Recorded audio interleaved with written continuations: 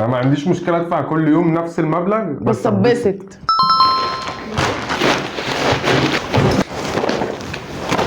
بوس يا رامي، تفطر ايه؟ هتفطر كباب بالوحش.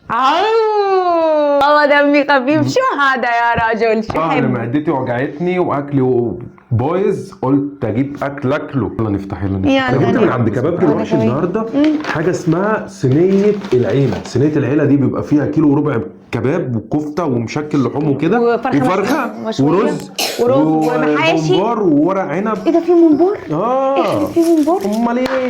طبعا حاجه هنفتحها نشوفها. يعني انا مش عارف ده ايه، بس هو فيه عيش. نا نا نا نا نا. هو انا ليه حاسس ان الكميه صغيره؟ انت عايز من كل حاجه ايه؟ جرمق. صينيه العيله دي ب 1600 جنيه. يعني انا شايف ان ده مش كيلو وربع مشاوي. ده في حاجات تانية. أيوة. وكله مع الرز بتاعه. ده كباب. بس يعني ماشي، تعالي نشوف ده ايه ده. ده ممبار. هما طبعا معاهم سلطات تقريبا، دي كول سلو، توميه وخيار وطماطم. بصوا انا حاسس ان كمية قليلة.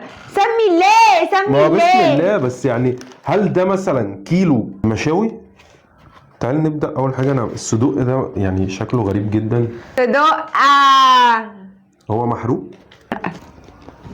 بس هو طعمه حلو. حلو قوي. كفتة بقى، ندوق الكفتة.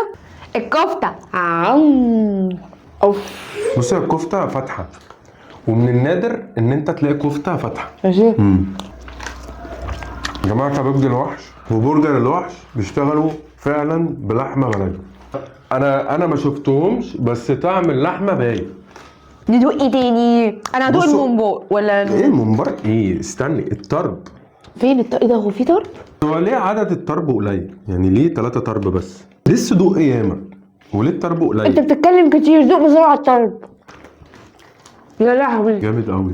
ايه؟ عندي مشكله ان الحاجات انا يا دي هاكلها كمية. قليل في ما أنا ايه؟ يعني مين هيلحق ياكل ده ايه؟ كباب. بصوا من جوه اللحمه فاتحه. حلو ان الواحد يدفع فلوس وهو مبسوط. انا ما عنديش مشكله ادفع كل يوم نفس المبلغ بس اتبسط. بس ايه انا ده؟ عندي لسه ما طعم. دقناش اللحم. ايه دي؟ لحمه. يا لهوي. اقسم بالله جامد، وربنا جامد قوي. ايه اللي انا باكله ده؟ ممكن ندوق الممبار، انا شايفك مستعجله على الممبار. الممبار. حلو قوي وخلطته حلوه، مش مزفر. كومنت ممكن اقوله غير ان هو حلو واكل منه. دي بطاطس بس ان هي مش بطاطس اللي احنا بناكلها في البيت. من ورق العنب. بس يعني ليه صباع ورق العنب كبير كده؟ ورق العنب ما عجبنيش. طعم ورق العنب الجاهز. ورق العنب مش حلو خالص. لا شوف الرز. انا هدوق الفراخ ما دقناش. لا الرز مش مستوي. الرز مش حلو. يا مالها فشلت ليه؟